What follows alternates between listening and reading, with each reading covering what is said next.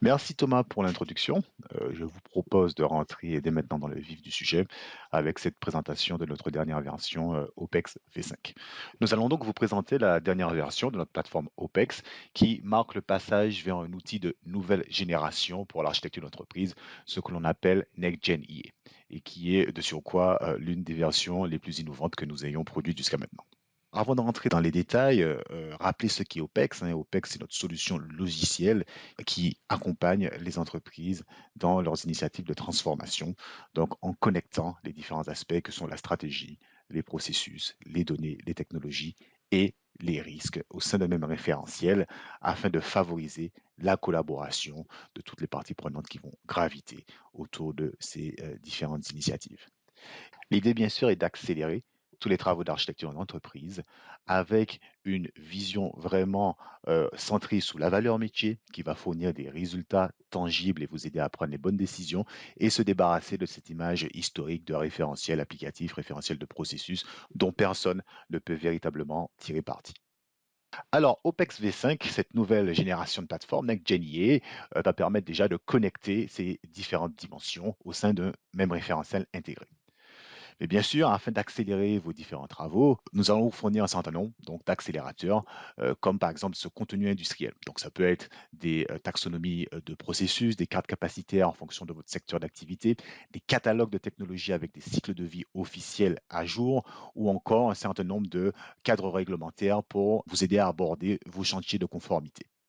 Mais en plus de vous proposer ce contenu prêt à l'emploi, OPEX V5 va accélérer la collecte de données à travers différents outils de discovery, comme le process mining, le data discovery, la découverte des technologies et des applications SaaS utilisées au quotidien par les différents acteurs de votre organisation, afin pour cela d'avoir et consolider un référentiel en adéquation avec ce qui existe véritablement au sein de votre entreprise.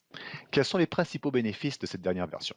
Premièrement, comme nous l'avons introduit, accélérer des projets d'architecture d'entreprise. Ensuite, améliorer la vision métier à travers des solutions comme BPA ou IT Business Management. OPEX, de par sa vision holistique, vous permettra de connecter l'architecture d'entreprise avec d'autres disciplines telles que la gouvernance des données et la gestion des risques. OPEX propose également un meilleur accompagnement dans la migration vers le cloud. Et pour finir, une modernisation et simplification de l'interface expérience utilisateur. Je vous propose d'ailleurs une première démonstration pour vous présenter la nouvelle ergonomie de cette dernière version d'OPEX. Alors, passons à OPEX. Une des choses qui a changé principalement est ce nouveau menu, ici qui a été simplifié et revu pour les différents profils. Le menu peut être d'ailleurs attaché ou pas en fonction des besoins, mais surtout il va vous donner un accès simplifié aux éléments principaux du référentiel, comme les cartes capacitaires ou encore ici les applications que l'on pourra toujours retrouver sous forme tabulaire. Ce qui a été aussi amélioré, c'est l'accès aux propriétés et aux diagrammes. Maintenant, par un simple clic sur l'objet, on accède à sa fiche d'identité, à sa page de propriété, qui a été redesignée pour vous fournir un certain nombre d'informations, comme ces indicateurs sur la valeur métier ou encore l'obsolescence technologique de votre application. Donc, comme je le disais, cette page a été totalement repensée pour bénéficier de la largeur de l'écran et donner un accès direct aux principales caractéristiques de l'objet. Comme par exemple, on peut voir ici les responsabilités ou encore les technologies utilisées. Aussi, on a des onglets en haut de la page qui vous donneront aussi un accès beaucoup plus rapide sur les principales caractéristiques comme les workflows ou encore les rapports. On peut revenir assez facilement à l'écran d'avant avec le fil d'Ariane et de la même façon, on peut accéder aux différents diagrammes directement depuis une liste et par exemple ici une cartographie applicative en utilisant la barre flottante. Pour les connaisseurs d'OPEX, nous n'avons plus le système de panneaux, les différents panneaux qui activaient soit les propriétés, les diagrammes ou tout en même temps ici, via un simple clic, on peut accéder aux propriétés et aux diagrammes. Une nouvelle fonctionnalité est aussi la possibilité d'ouvrir les propriétés à travers un autre onglet de mon navigateur. Par exemple, ici, on voit que je peux naviguer entre le référentiel central et la page de propriété. Et on pourra de cette façon ouvrir différentes pages de propriété de différents objets, hein, comme par exemple mon application Compte, ouvre mon application Aink aussi, et on pourra facilement exploiter différents écrans, naviguer en utilisant les onglets de notre navigateur dans le référentiel. Voilà, c'est une fonctionnalité qui a été demandée et qui est très appréciable. Et de plus, on pourra également faire la même chose pour les diagrammes. Donc les modélisateurs, je pense, apprécieront énormément cette nouvelle fonctionnalité, la possibilité aussi de pouvoir ouvrir un diagramme dans un autre onglet. Et cet autre onglet peut être aussi ouvert sur un autre écran, si par exemple vous avez deux écrans sur vos postes de travail, ce qui permettra facilement de passer d'une page de propriété, d'un diagramme à une liste d'objets, toujours en travaillant dans le même référentiel. Voici un premier tour d'horizon des nouvelles principales fonctionnalités d'OPEX en ce qui concerne l'ergonomie. Je vous propose maintenant de faire un focus sur notre solution de gestion de portefeuille IT. Donc, comme je l'ai introduit, la nouvelle philosophie d'OPEX est vraiment d'accélérer vos projets d'architecture d'entreprise à travers des découvertes automatiques, des imports simplifiés et améliorés, et aussi la mise à disposition de contenu industriel à travers l'OPEX Store. OPEX V5 propose également des recommandations intelligentes sur la base du contenu du référentiel pour vous aider à prendre des décisions en termes de rationalisation des applications ou encore les potentielles applications candidates à être migrées dans le cloud. Commençons par les aspects discovery, avec dans cet exemple la découverte des technologies fournies par notre partenaire Eraset. Donc, nous avons la possibilité aujourd'hui de déployer des agents à travers vos systèmes d'information afin d'y découvrir les différentes technologies qui sont utilisées au quotidien. Une fois découvertes, ces technologies ainsi que leur taxonomie, un certain nombre d'informations seront importées via API dans OPEX afin d'améliorer, de consolider votre catalogue de technologies. Le résultat est ce type de liste où vous aurez les technologies avec un certain nombre d'informations, comme par exemple la norme d'entreprise et le risque d'obsolescence. L'idée sera ensuite de pouvoir identifier les applications métiers candidates qui pourront dériver de ces technologies et de les relier à des capacités. En termes de contenu, en plus du contenu industriel que nous proposons, nous avons aussi du contenu propriétaire que nous avons bâti sur la base de notre expérience. Ça fait une trentaine d'années que nous accompagnons nos clients et nous pouvons aujourd'hui fournir un certain nombre de cartes capacitaires en fonction de votre industrie, comme par exemple des cartes de capacité pour l'industrie bancaire ou encore le secteur public avec leur taxonomie. Ces cartes capacitaires, suite à un port, peuvent être présentées de cette façon. Le rapport que vous voyez est une carte capacitaire générée automatiquement, où l'on peut voir les différents niveaux hiérarchiques de vos capacités métiers. On pourrait également y projeter les différents éléments de l'architecture d'entreprise qui supportent ces capacités, comme les processus ou les applications de façon dynamique.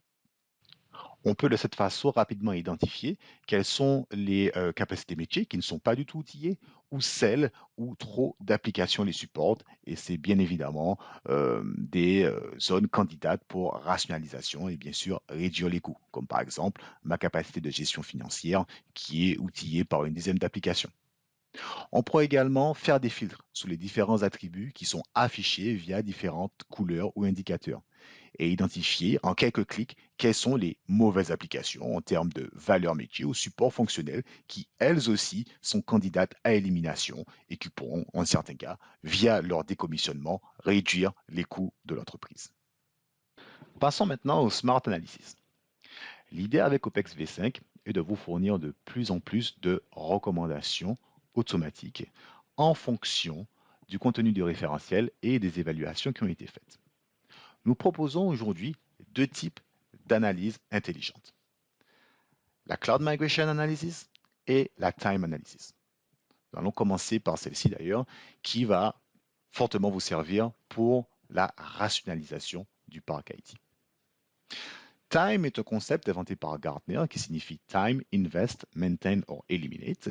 Et via ici ces recommandations, OPEX pourra vous calculer le score métier et le score technique de vos applications et en déduire la bonne décision. Faut-il maintenir cette application? Faut-il investir dans cette application ou faut-il la décommissionner? Et vous aurez la possibilité de suivre ou non la recommandation proposée par OPEX. Toutes ces décisions seront tracées, historisées au sein du référentiel et typiquement ici, vous pourrez gagner du temps sur l'identification des potentiels axes d'amélioration. Notre deuxième use case consiste la cloud migration. Combinant des évaluations à dire d'experts et le scan des codes sources des applications que nous pouvons réaliser avec CAST, OPEX en déduira 4 indicateurs clés pour la migration cloud, comme vous pouvez voir, qui sont l'appetite, l'easiness, la readiness et la safeness. Des recommandations appropriées à la cloud migration vous seront proposées et dans la même idée, vous aurez la possibilité de suivre ou non ces recommandations et d'indiquer un niveau de priorité. Décision, encore une fois, qui sera enregistrée au sein du référentiel, comme toute autre action.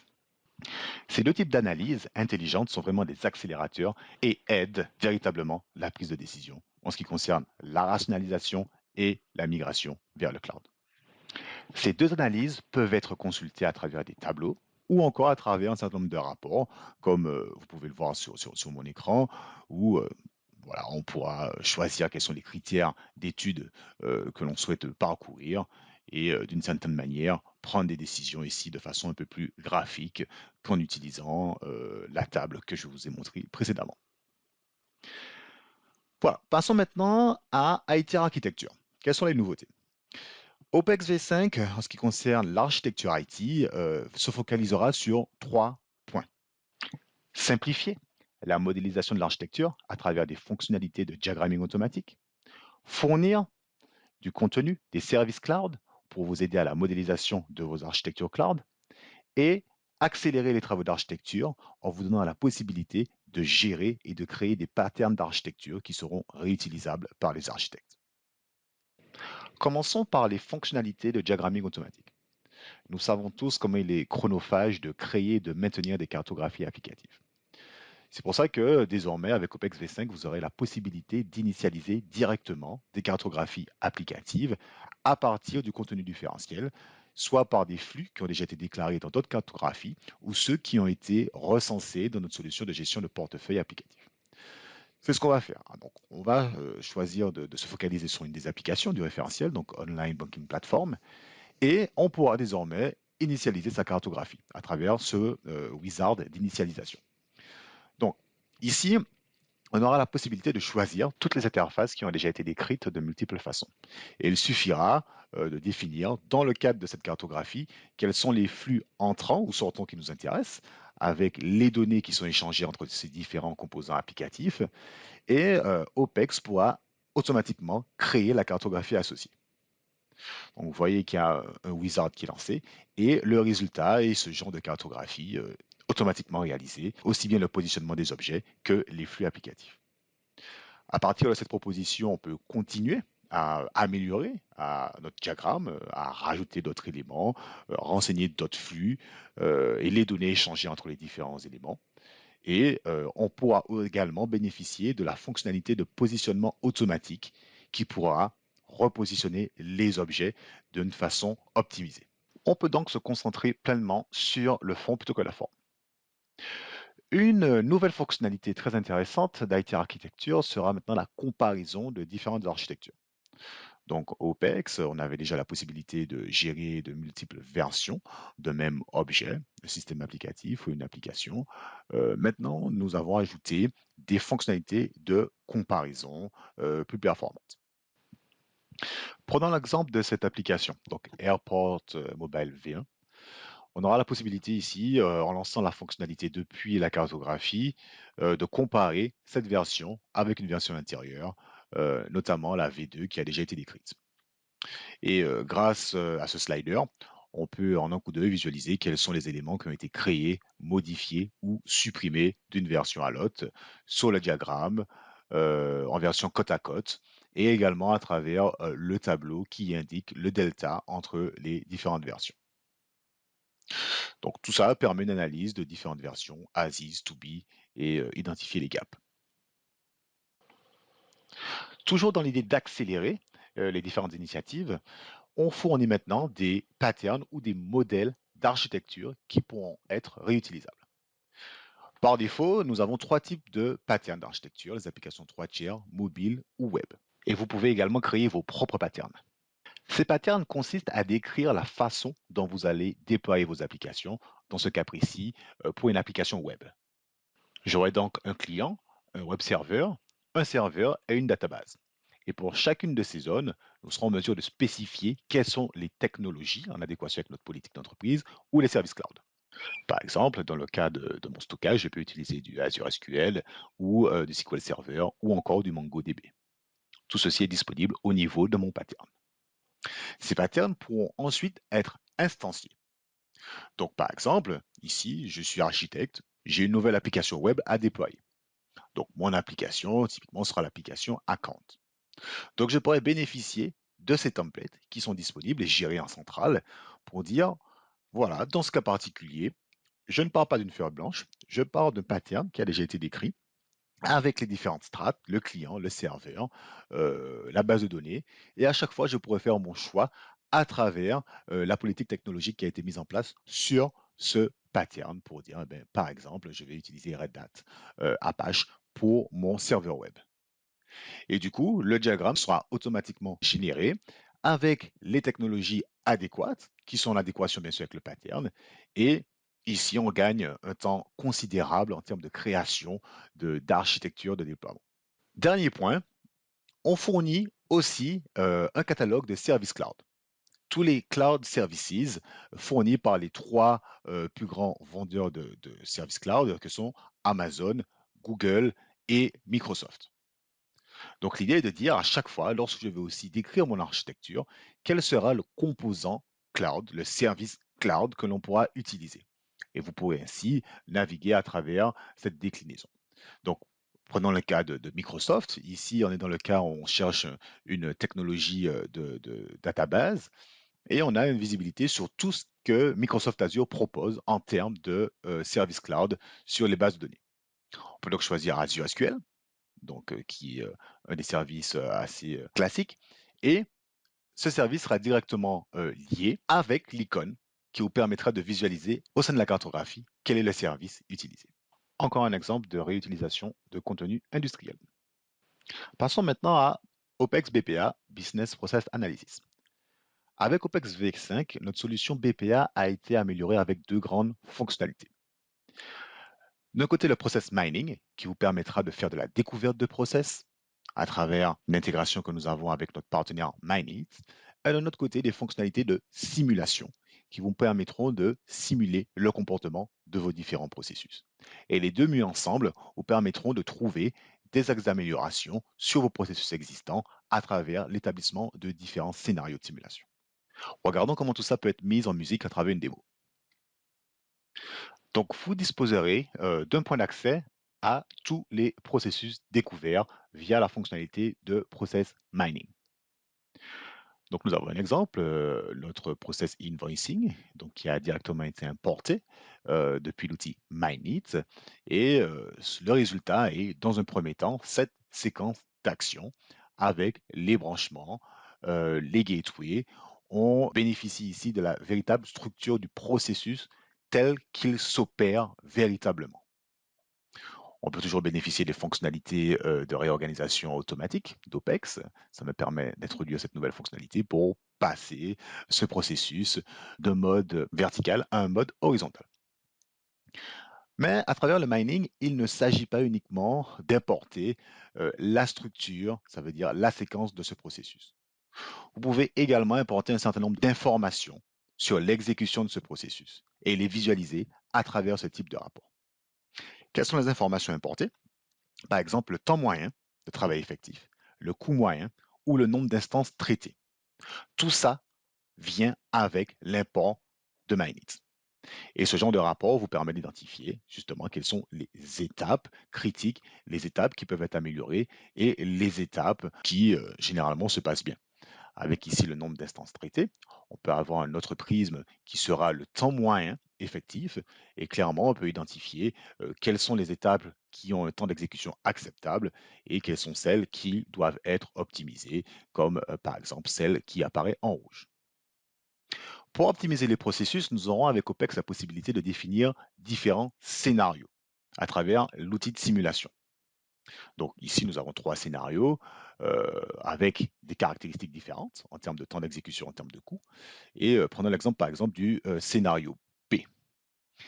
Il s'agira pour définir un scénario de rentrer toutes les informations nécessaires à définir le comportement du process, que ce soit le temps d'exécution des différentes étapes, les ressources impliquées, le temps d'implication de ces ressources à travers des calendriers, les probabilités sur les différents enchaînements. Ici, dans certaines conditions, j'ai plus de chances de passer dans une des branches de mon process qu'une autre. Typiquement, vous avez toutes les fonctionnalités et tous les paramètres accessibles pour définir finement le comportement de votre process. Et cette simulation pourra directement être lancée depuis OPEX. Il s'agit de composants de simulation qui est directement intégré à OPEX afin d'avoir des résultats. Ici, ce rapport montre la comparaison entre le process mining d'un côté, qui reflète la réalité, et notre scénario d'optimisation à travers lequel nous avons changé le nombre de ressources et changé le temps d'exécution des différentes étapes. Et ceci nous permettra de voir comment améliorer la performance globale de notre processus, que ce soit niveau coût ou niveau temps d'exécution. On voit qu'on a fait un effort, on a un gain considérable ici. Et toujours le rapport qui nous permet de voir le delta, le gap entre la réalité d'un côté, fournie par Minit, et la simulation qui nous donne des indications sur comment améliorer nos processus, soit en affectant des ressources, soit en réduisant les temps, soit en restructurant totalement notre processus. Vous disposez désormais de tous les outils nécessaires pour l'optimisation de vos processus en addition des fonctionnalités déjà présentes comme la Customer Journey. Penchons-nous maintenant sur les fonctionnalités de diagramming et de comparaison. Donc, j'ai déjà introduit avec IT Architecture. On pourra également, bien évidemment, c'est un mécanisme plateforme, gérer différentes versions d'un processus. Donc, la version 2 de mon processus de gestion des enregistrements a déjà été créée depuis la V1. Donc, typiquement, la séquence a été initialisée avec la version 1. Rapidement, je souhaite vous montrer les fonctionnalités d'édition graphique d'OPEX, comme l'ajout d'un participant assez facilement depuis la Smart Bar, l'accès au référentiel directement depuis le diagramme, la suppression et l'édition des différents éléments. Et toujours en utilisant la Smart Bar, on pourra créer à la volée un processus en rajoutant des étapes et en diminuant ainsi le nombre de clics, toujours dans l'optique d'améliorer la vie quotidienne du modélisateur. On peut renommer les différentes opérations, comme vous venez de le voir, les modifier, modifier les opérations existantes, de simples clics, le diagramme est modifiable. On peut également rajouter une opération directement sur une séquence avec un glisser-déposer, sans avoir à casser la structure existante. Et bien sûr, on pourra toujours bénéficier des fonctionnalités de réorganisation automatique pour passer de mode horizontal à un mode vertical et en même temps pouvoir redesigner le processus. Ceci, encore une fois, me permet de vraiment me focaliser sur le fond de mon processus plutôt que la forme. À l'instar d'IT Architecture, on pourra comparer ces deux versions. Donc, nous avons créé une V2 à partir de la V1, nous avons ajouté et modifié un certain nombre d'éléments et le même rapport, qui est donc un rapport plateforme, nous permet assez très rapidement et très simplement de visualiser les différences entre mes deux versions de mon processus. Quels sont les éléments qui ont été supprimés dans la V2, ceux qui ont été rajoutés, le participant et les étapes réalisées par ce nouveau participant, l'opération qui a été modifiée également, et ces modifications sont visibles dans le rapport et dans le tableau. Voici ce qui conclut BPA. Passons maintenant à notre toute nouvelle solution OPEX Data Governance. Cette solution va vous accompagner dans toutes vos initiatives autour de la data, que ce soit pour la constitution d'un catalogue de données, d'un glossaire métier, de la data architecture ou encore toutes vos initiatives autour de la data compliance et la conformité à un certain nombre de réglementations. OPEX Data Governance fournit un éventail complet de fonctionnalités qui seront utilisées aussi bien par les CDO, les data stewards, les data scientists ou les data architectes. Pour cette brève introduction, nous nous focaliserons uniquement sur les points que vous pouvez voir et je vous montrerai comment vous pourrez automatiquement constituer un catalogue de données et initialiser un glossaire métier à partir de la découverte automatique. Commençons par la création du data catalogue. Vous pourrez constituer avec OPEX Data Governance un data catalogue qui sera la pierre angulaire de votre initiative de data governance.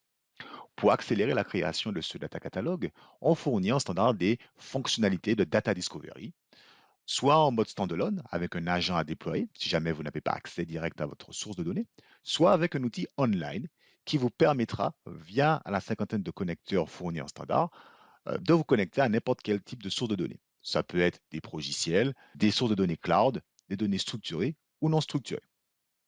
Prenons l'exemple d'une base de données Cassandra.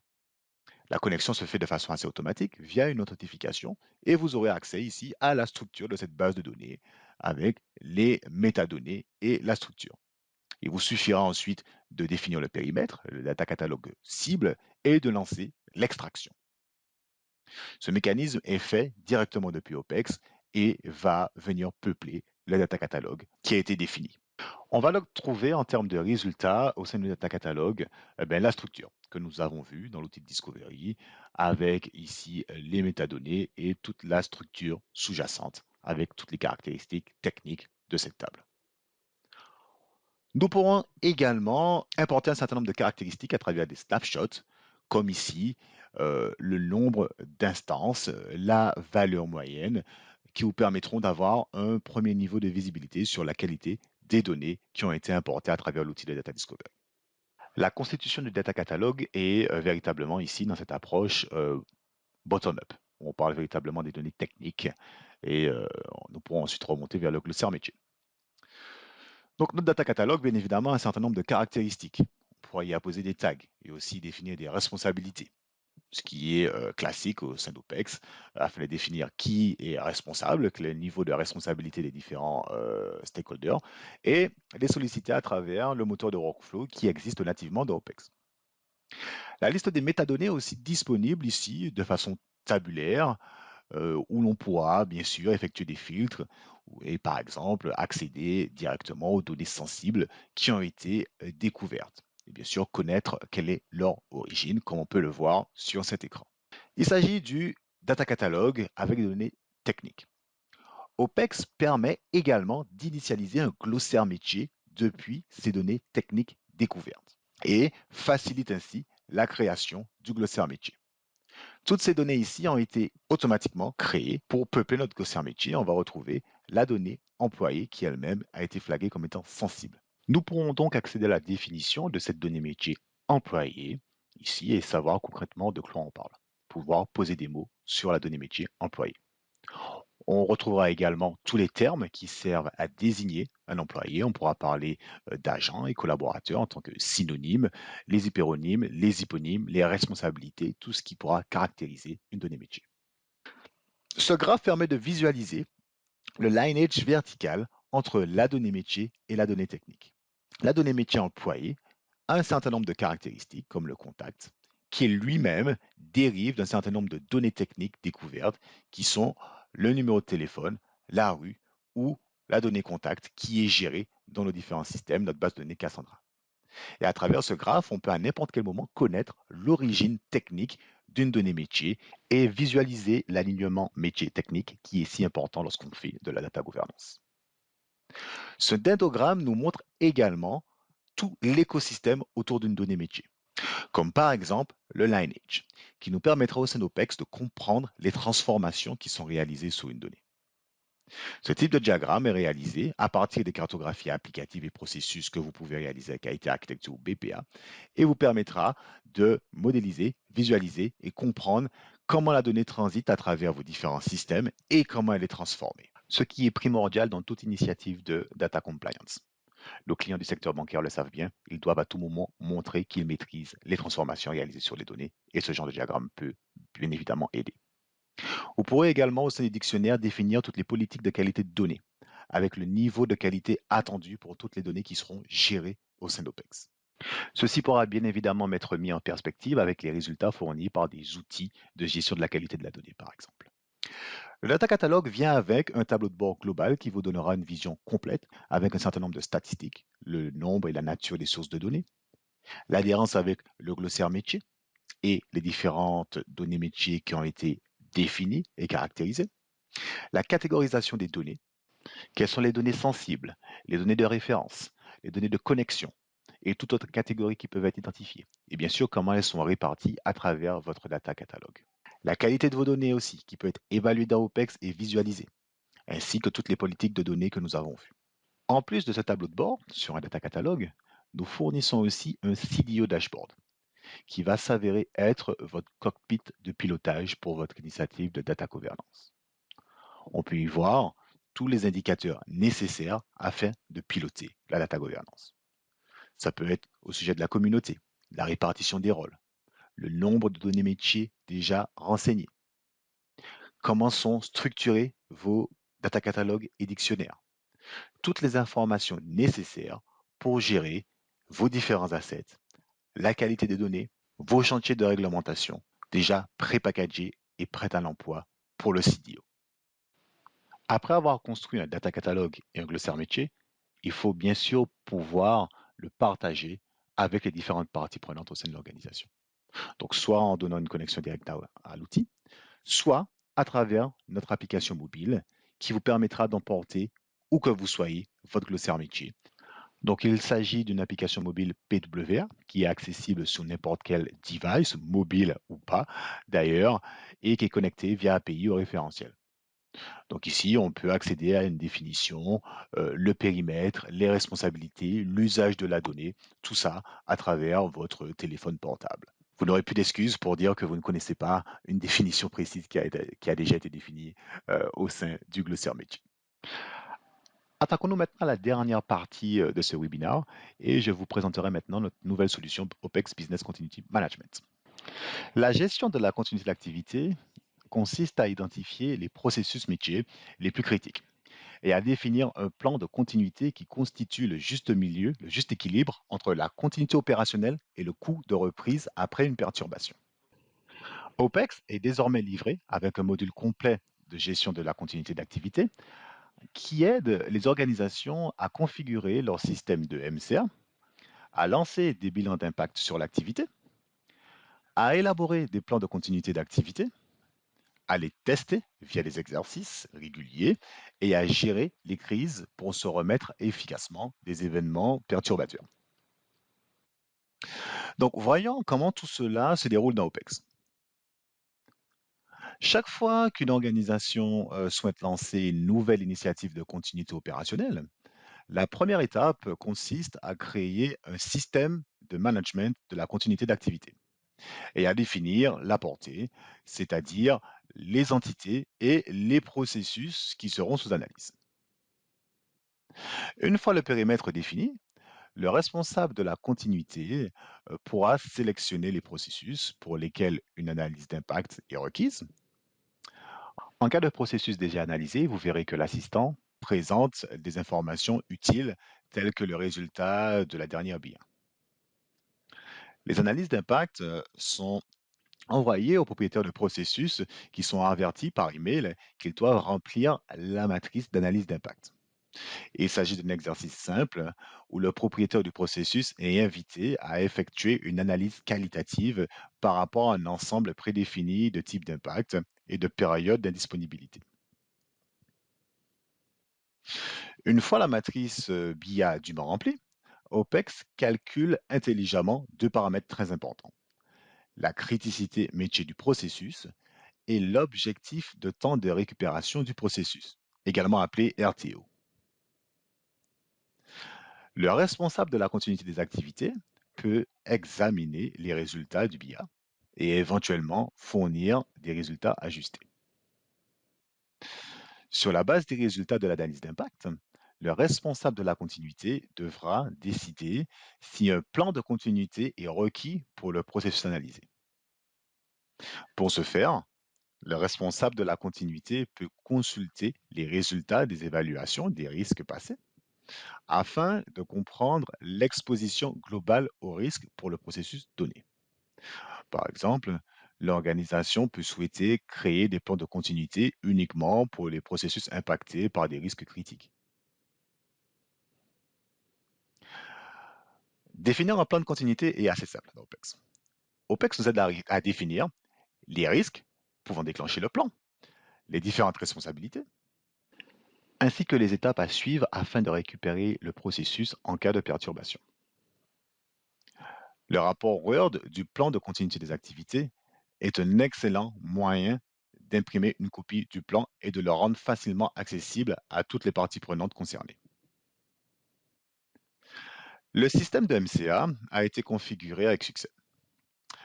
Donc désormais, l'organisation peut garantir la résilience opérationnelle une réponse rapide aux événements perturbateurs.